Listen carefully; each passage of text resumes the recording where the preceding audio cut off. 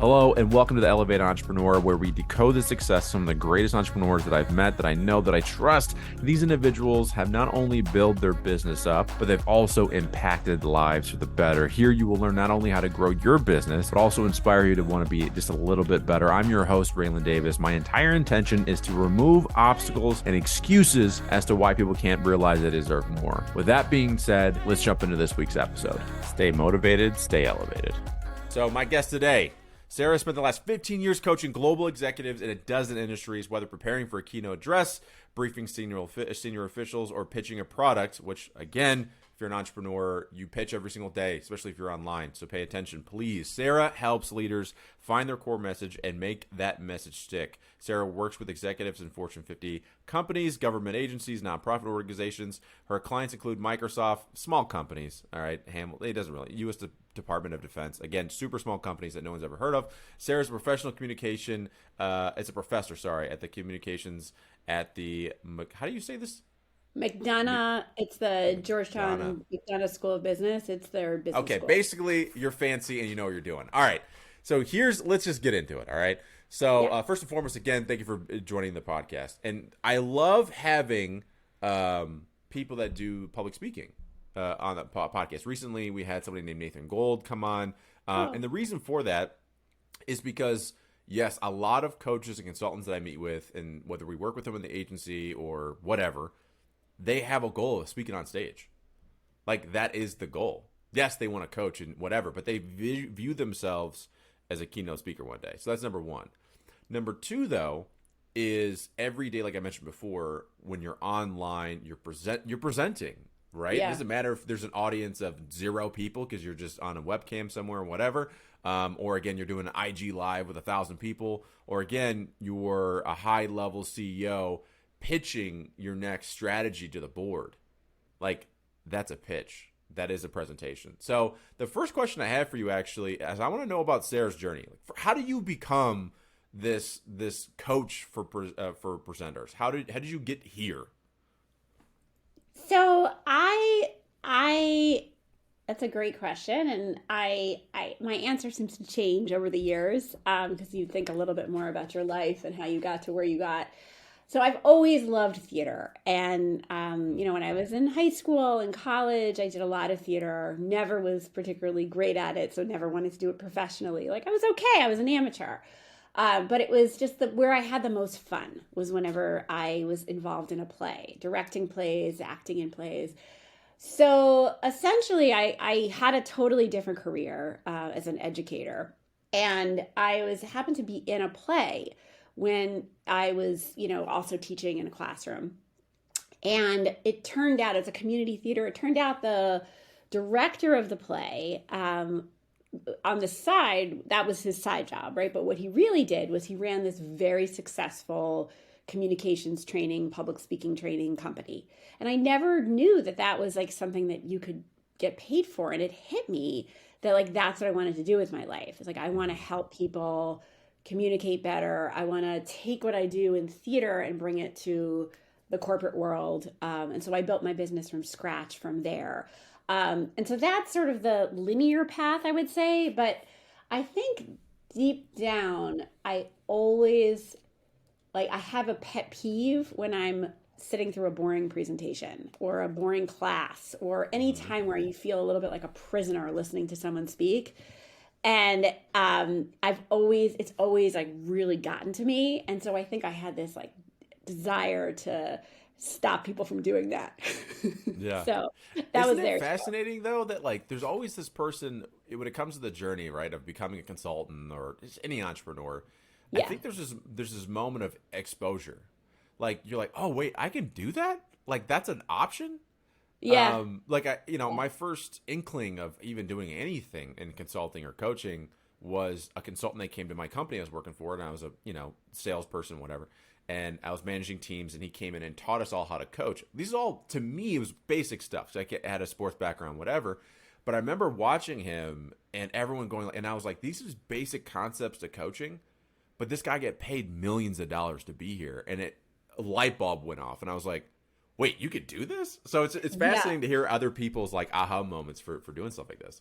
Right, because like I would imagine with coaching, you could be like a little league coach. You could coach your kids like second grade soccer team, and the same skills that are needed there, where you're doing it for free and you're working with kids, you can get paid lots and lots of money to do it for a company and to help leaders. So totally hear you on that.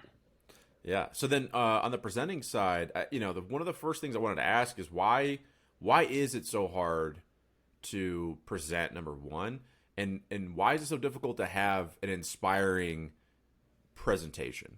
Because I think, to your point, I've seen in the corporate space especially, right? Like you sit in these day long meetings, everyone's kind of talking about their side of the house and what's going on and what's coming in the next year, and the whole time you're just like, I'm about to pass out. I am so Right. tired of this. Is so boring. So why is it so difficult to do those two things? To obviously, one, present, but then two, actually have an inspiring presentation that actually gets people to take action.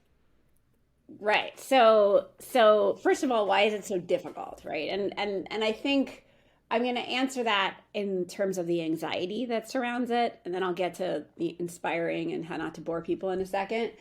So why are people so anxious when it comes to speaking and presenting? Why is it so hard, right? It shouldn't be this difficult. And I think it's just this universal, really universal phenomenon that there's something about presenting in front of an audience. There's something about speaking in front of a group of people that makes people feel very exposed, and it makes people feel threatened. And I have this whole theory that it goes back to when we lived in caves, and people would step out of the cave back then, and they would have this primal experience of being watched by predators who were literally going to eat them. And Mm-hmm. so there's something about when you get up in front of an audience, your brain tells you these are the predators and they're going to eat you, and you have to protect yourself from the predators. And so your brain goes into that fight or flight mode, and that's why people have so many jitters and butterflies and panic, symptoms of real panic before they get up in front of the audience, because their brain is telling them it's a scary experience. So I can tell you later how I help people get over that, but I think that's the core of the anxiety. But then there's the question of why is it so difficult? Your second question is like, why is it so difficult to engage people or inspire people when you're presenting? Mm-hmm. If you think about when you're really watching something that's interesting and gripping, right, is like when you're watching a movie or a TV show, and think about the difference of when you're watching a good movie and watching a presentation, right? Nothing could be more different, right? Right? That you're like, and what's the difference is that a movie or an action movie or any movie is telling you a story, and it's bringing you in to the drama of the story. There's intrigue, there's surprise, there's like some sort of a conflict, and it's scary and it's fun and it's funny and it's dramatic and it's going somewhere, right? And like, of course you want to know like what happens in the movie, right? That's what happens. And then when you're watching a presentation, all of that suddenly flattens and you're just being the recipient of information, right? The presentation, people somehow think that a presentation is like its own form of communication that's designed to tell them what you're going to tell them, give them the information, and then tell them what you told them. It's designed to just deliver information. And our brains are not designed to just receive information. We don't receive information like that. We tune out. Yeah. And so the key to inspiring people is to turn your presentation into a story, is to make it more like the movie. And that doesn't mean you have to somehow invent drama where there is none, right? Yeah. There is action in a presentation. You just have to find it, because the information that you're delivering somebody is the answer to a problem. It's the solution to a problem. And so if you get people intrigued about the problem and feeling the pain of the problem first, then they want to know, how are you going to solve that problem? And then you're going to give them like, this is how you solve it. And then they're going to say, but what if this happens? What if it doesn't work? And then you're going to say, well, then we'll do it this way. And so you're constantly moving up from what I call tension to redemption till you get to the final like resolution at the end. And it's more like the movie. Yeah, and because also we're natural storytellers. Like our entire existence as humans is storytelling, and so it makes sense that like we hate presentations and PowerPoints, because it's like that's the opposite of what we've been doing for like ever. And it's also probably no surprise to people that like, look, You have to tell a great story in order, because like, let's face it, they're not going to remember the information. Like when I think back to like my history class in high school, I can't remember any of the dates of Right. things that happened. I remember the Right. stories though, and the Right. lessons within them, and that's what matters most, right? And if I can get Right. you in a presentation to even be emotionally invested in the story, then maybe you actually will help me come up with other ideas. You'll treat the new mission or the new strategy as your own, I would imagine, and now you actually have people actually executing on it better. And they remember the information, right? Hmm. The beauty of it is that if you can take your information, turn it into a story, the outcome is that people will remember the information. They won't just remember the story. Like that's the beauty of it, right? So Are because you need you? them to remember the information. You need Yeah. them Are to you? remember like the that's why you're giving the presentation. Yeah, are you surprised at all by like how? Because this is pretty obvious, and I think most people know this, but we're lazy. It's like I could just do the presentation's easier. Like, are you surprised by like it's again how many other CEOs, how many leaders of departments, right? If they actually did a better presentation, would have better outcomes for their company. They know. I feel like they know this, but yet they're like, it's just easier for me to just do a PowerPoint. Like, do you feel like they know that they're taking the easy way out and it's not effective, or do you feel like they actually have no idea? I think it's a mixed answer. I think that the culture for a lot of organizations is not to think of presentations as storytelling because they want them to have gravitas and really like be able to deliver very complex data and they don't they separate, understandably they're separating like a Marvel movie from their presentation on the data science or whatever it is, right? Hmm. So I think that that's part of it, but I also think that it's easier said than done. Like I think it's when you have so much information to convey, even if you want to turn it into a story, it's hard to do that Hmm. because it's not easy to tell a good story. Yeah. You have to somehow, especially when you're in the. This is like why they hire outside consultants, right? It's because when you're in the information and you live it day to day, it's hard to step outside the information and become the writer and see, oh, there's a story here. Yeah. That's actually very difficult to do. And sometimes you just need someone on the outside to coach you on how to do that. So for you, I mean, you've worked with tons of different, industries and things like that. How important is it for you to understand the data before you help them write the story? Like, I would imagine, because even for me, like we have this podcast agency, right? And so we help, coaches and consultants develop their own podcasts. Yeah. And for me, I personally have to get involved. Like, I have to understand the offer. I have to understand the brand purpose. I have to like get in the head of that person. So I've on accident, I've learned a lot about drastically different things. Like one of our, people, for example, is like an energy healer. Like I just like, and then another You didn't person know is about like, that. Yeah. it's just Yeah. all over the place. It's like, but for you, how important is it for you to get involved in the company to understand kind of the message before you create the story? So it's it's important for me to understand certain questions, right? And then there's certain questions I'll ask people about what the problem is they're solving and why it's a difficult problem and what are the challenges they're facing and how do they overcome those challenges and what does the world look like if their problem is solved and who is their competition and how are you different from your competition. Like there's certain sort of fundamental questions when it comes to the actual inner workings of like how the technology works. And I work in very very technical industries. I mean, energy healing would be, I'm very like that's sort of a more human sounding Yeah. field than a lot of the fields I work in. But ultimately, like I don't. It actually is not good if I have too much information. I need to have Good just point. the right information that I can sense the story and pull it out, but not too much information that I get lost in the weeds.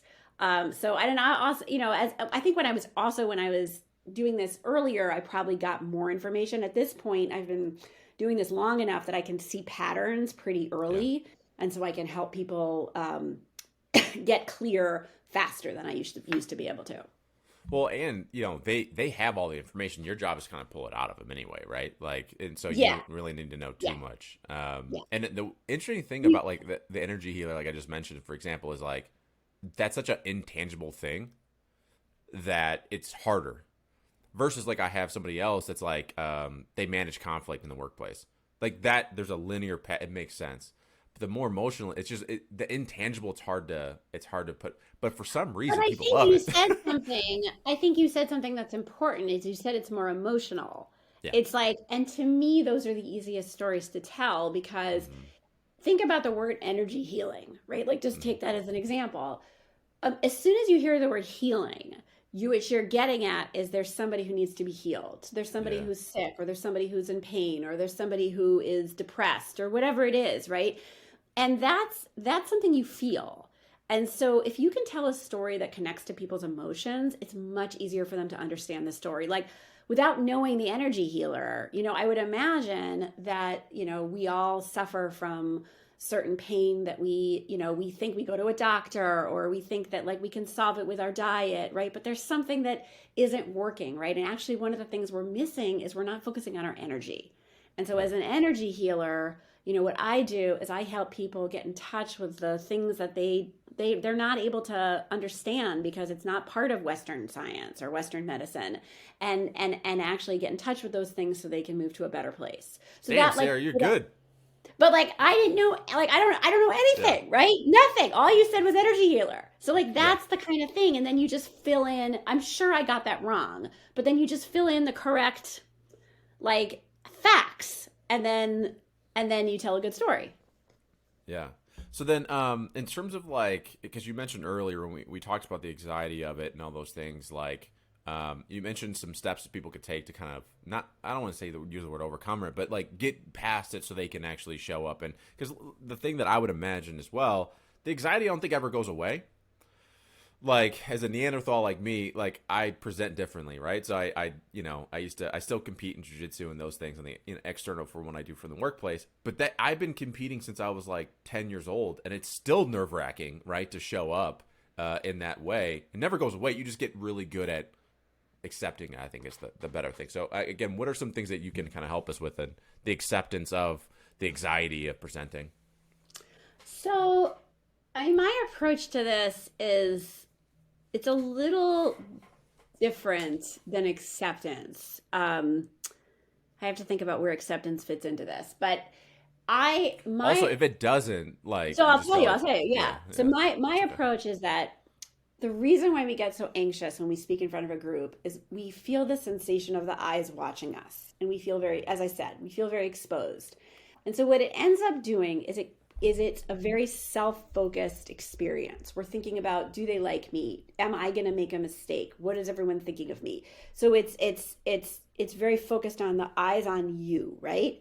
Which is exactly not what you want to be doing when you're actually trying to help an audience. What you want to be doing is focusing on them, because Mm, they're the ones who actually need your information, and you are actually not important. You're there to give them the information. They're the ones who actually need to do something with the information. And so what I try to help people do is shift the energy away from what are people thinking about me, and put it on how can I help the person in the room.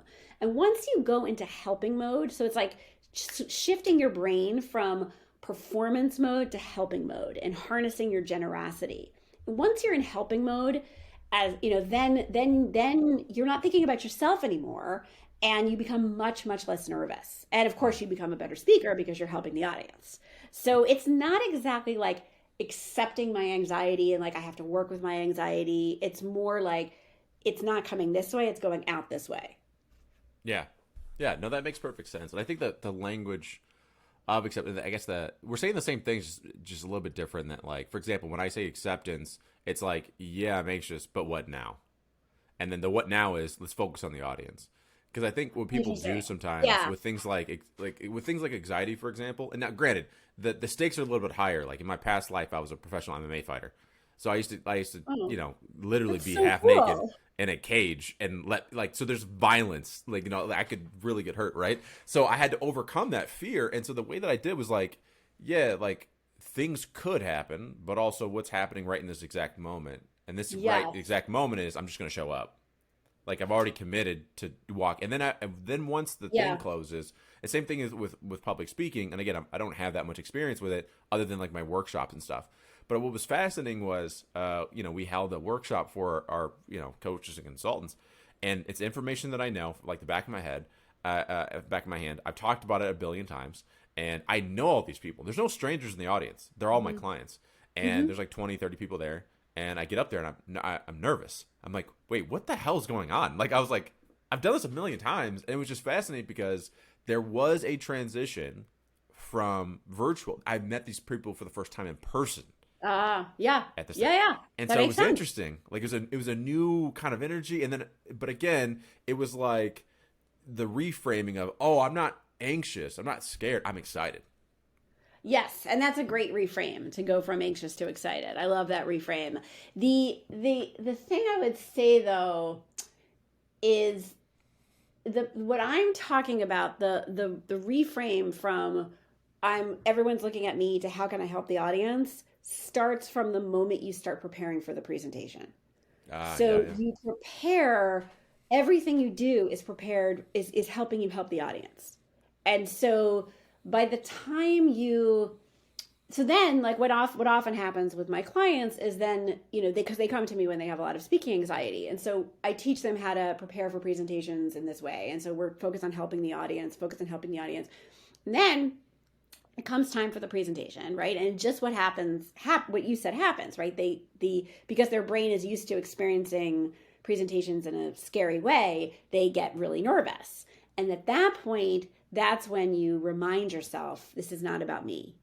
This is about helping my audience. And that's what I think it's that what now piece that you Yeah. talked about. That's the reframe. It's like, okay, I feel nervous. It's not about me. I'm here to help my audience. And I'll tell you, though I've been doing this for so many years and I never really got that nervous speaking in public anyway, I still have to remind myself of that every single time I get up to speak because my brain is telling me it's about me. Mhm. Every time I have to remind myself. Well, I think that's even, I love that you mentioned it from the preparation stage of it. Because again, like for example, I made a great mistake in this last workshop I did in that I created a presentation. It was pretty decent in terms of like the story. There was a story involved and whatever, but the information was too in depth almost. And looking back, I think my ego got in the way and I made it about me. Like I wanted to look smart.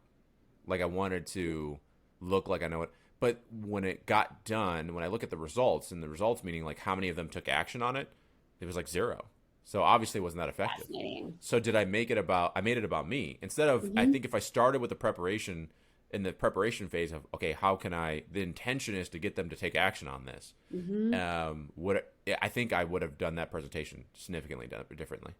That's it. You said it exactly. Yeah. Hmm. I see that all the Fascinating. time, and it's very high. It feels very high stakes because, especially when you feel like you want to impress your audience, like if you're presenting to leadership Imagine or percent, yeah, like to the board, like, exactly right. you And so know? you feel like I don't want them to know. I don't want them to think I'm a fraud. I don't want them to think I haven't prepared. And so then what ends up happening is you give way too much information, Hmm. and then nothing really happens.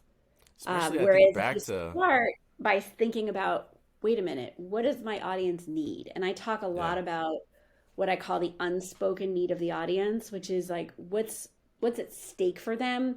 And it often is things around risk. Like it's I don't want to fail or I feel very responsible for something or I don't want to look stupid in front of someone else. Those are often the unspoken needs. And if you can start with that, you build your presentation around that. It saves you a lot of time.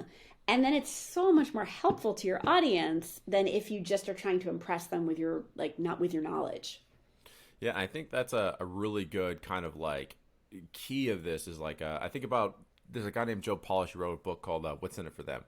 And that's the whole book, right? He's a marketer and he's a Mm-hmm. really outstanding networker. He built a mastermind, but his mastermind, which is like $25,000 or 100 grand a year to be in, it literally starts from the premise of what's in it for that person. And so if we have that intention going into the presentation or whatever, because I even thinking about too, like to your point, when I was back in the day when I was in corporate and I had to meet with the CEO and give him my ideas for sales and whatever, there was a lot, and I was young. I was like 25. What did I do? I filled it with shit that I thought maybe looked smart.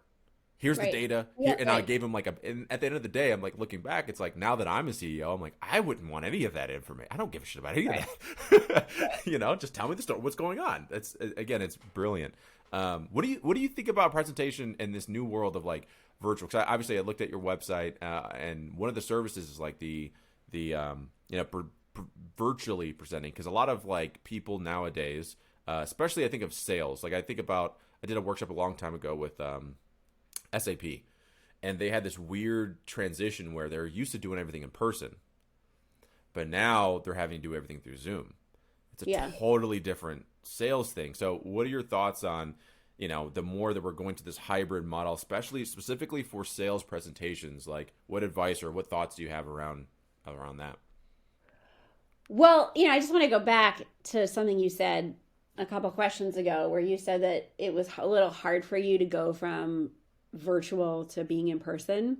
Hmm. And I think that makes a lot of sense, because for a lot of people, virtual speaking is safer because they don't have to be as they don't feel as watched or as exposed, because there's like a wall. Like a lot of what helps people who are nervous about speaking is putting up walls. And one of the walls, that, because you put up a wall to protect yourself, right? An example of a wall is if you're like not looking at your audience, or you're looking at your slide, you're reading from your slide, right? These are all walls. Virtual is also a wall. And the problem with that is, like, the exact thing you need to do when you're virtual is break down the wall, because you need to, or you and I right now are farther, much farther apart from each other than we were if we were in the room together, right? It's a very different experience.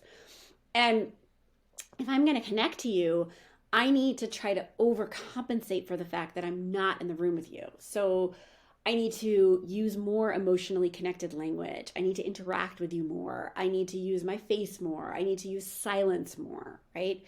And so what we do, but the problem with virtual is that we do the opposite. Is because we feel like we're farther away, we speak like we're farther away. And so we use less emotionally connected language, and we ramble more. We have trouble finishing our thoughts. And so as a coach, to teach people how to speak virtually, what I'm teaching them how to do is how to overcompensate for the fact that you're not in the room, and work harder to connect with your audience. Yeah, and again, for those that are listening, I mean, what's really cool about this is that it's not just about the corporate pitch kind of thing. It's also, again, this translates over to things like LinkedIn Live, for example, Mm-hmm. right? Because like you have to keep people engaged and also interact. And granted, again, when I started doing virtual workshops, I didn't know how to do it, so I went like straight up like hardcore coach mode, and was like, because I had to manage the room, so it was like I saw a bunch of people with their cameras off. I was like, cameras on, I need to see you. And then the whole Yeah. time I'm like scanning faces, and then, oh, I see you, you're not paying attention, and I would call people out, because I was like, I needed. It wasn't even about going back to. I didn't make it about the audience, to be honest with you. I needed the energy. You know what I mean? Like I needed to feel it, and if I wasn't feeling it, I'd go, "Hey, am I losing you guys? Because you're not paying attention. You're halfway asleep. Like what's going on?" And I would call them up by name. But that was my way of trying to get that physical feeling still, because Great. virtual is kind of difficult. And also the one thing that you have to manage, and I like the concept of overcompensating for certain aspects, is like from the sales perspective, it's hard. It's much if in person is like the way to sell, right? If you have the option of Right. going in You need to person, read the phone, nonverbals. be Right. there. Because the hard part is, and again, as somebody that all of my clients are not here, except for one actually, but all of them for the most part are not here in Arizona. So I'm on a call with them, and I'm like, we're pitching them this idea of the way that their brand should go, and I can't. They're excited, they say, but like I can't feel it. You know what I mean? Like I Yeah. don't. Is that real?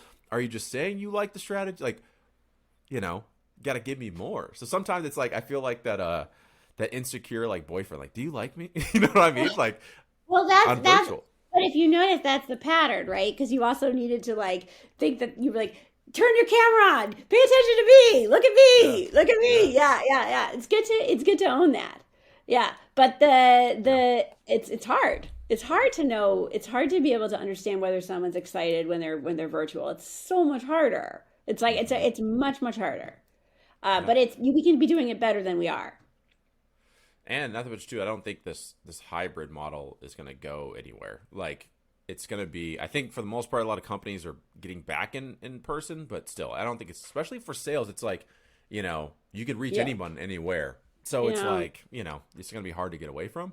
and the Um, technology will get better so that it will become more real life. Like I went through a period for a while where I've sort of stopped for a while, but I got very into virtual reality mhm. as the next way that we would be doing these meetings. I mean, it is so much more compelling to meet someone in virtual reality than it is to meet someone on Zoom. Like there's no comparison. And the example I always go back to is I was working with a few VR companies and I did a meeting with one of them, and it took the meeting like took place like in the Alps, like at this really cool outdoor meeting space. And literally I feel like I remember, oh, I think I'm frozen. Do you see me? Okay, there I are. But we hope you can got that. So Yeah. literally I feel like I remember that experience. Like I have this memory of being on this rooftop in the Alps having this meeting with these people. Like it's bizarre, right? Because I was physically there in VR, Hmm. and you just can never get that on Zoom. And so I just think that because you're right that hybrid is here to stay, people are going to come up with more and more ways to make it feel like you're in the room. Man, you're so right when it comes to like the experience of the meeting itself. Like I think back to like again, I think back to I've had dozens of or hundreds of sales calls on Zoom, but the ones that really stick out to me are the ones that I met them in person because I can remember the food we ate. Right. I remember the drinks we got. Yeah. Like I remember like there is one in particular I'm thinking I about love it. like that we said I because he's a restaurant consultant, and so he's telling me about the way that they Now make you're money. He's frozen for telling me me. about why the drinks that they chose and all these things. But I remember it's so funny because I've had, again, I don't remember any of my sales calls, but that one I remember because of the experience of being in the place. Yeah. That's fascinating. It is. It is. Our memories are 3D, right? We need to be somewhere in order to remember things. And, which is why we remember our dreams, because our dreams are in 3D because our brains take us to a place where we're like having an experience, a full experience. It's not a flat experience. Zoom is flat. And so we have to Yeah. do our best right now to infuse it with three dimensionality through emotion and, you know, varying our voices and all the things we try to do. But fundamentally, it's not going to work. Like, this is not going to be 5 years from now, we're not going to be meeting like this. I can pretty much guarantee Man. it. Well, I love this talk because I have so many interesting ideas now where it's like, for example, how can we make it a little bit more 3D? Well, imagine if, especially if it's planned ahead enough, what if you sent them something physical? So Like a that way, prop? as they're like not a prop, but like let's say a box of different things, and then Yeah. that way it's like don't open it until we have this Oh, I presentation, like that.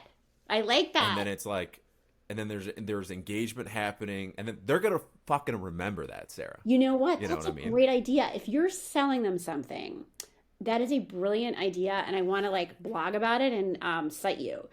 If you're selling someone something, send them the item in advance and tell them not to open it until you're in the meeting with them, and then they will remember the meeting. You're totally Yeah. right. You are totally right. It's a great idea. Because think about it, right? Like, especially, I always say this, but like, there's a billion of us out there in terms of what you do. There's a billion, presentation coaches out there. There's a billion and one podcast agency. There's a billion of us. So how can you stand out and be different? That's right. Like, and so like, out of all the pitches that I've ever gotten to me, no one's ever sent me something before the presentation before. Exactly. Until now. Yeah. Yeah, Now I'm exactly. thinking. You got me Well, thinking, Sarah. here's I the like this. question, Raylan. What can you send them?